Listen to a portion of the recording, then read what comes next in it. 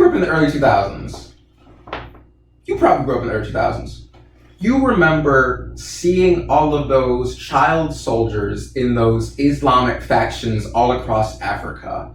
You remember being told about how they were like machete fighting, killing each other, and like, you know, doing like target practice on dead bodies, and they were like being forced to eat human flesh. And then one day in 2015, somewhere around, I just stopped hearing about those kids, right? You did too.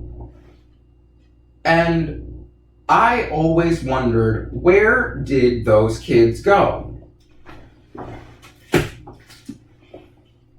And then I read this book, In the Belly of the Hyena, by Niga Mislekic. He joins the revolutionary government to walk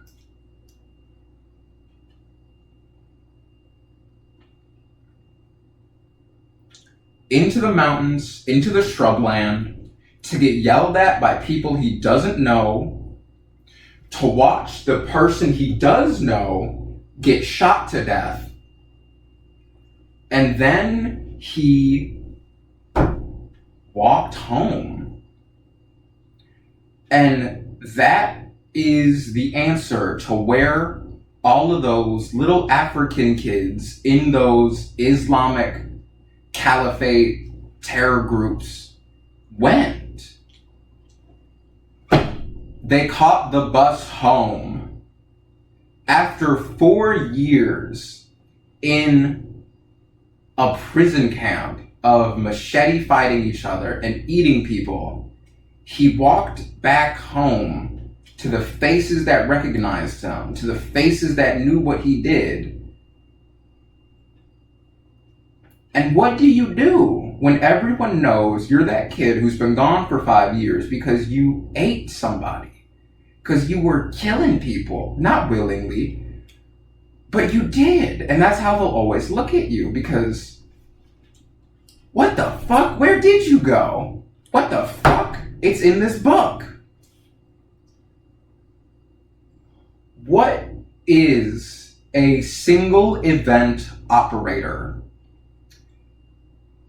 We are witnessing the evolution of modern warfare as we speak.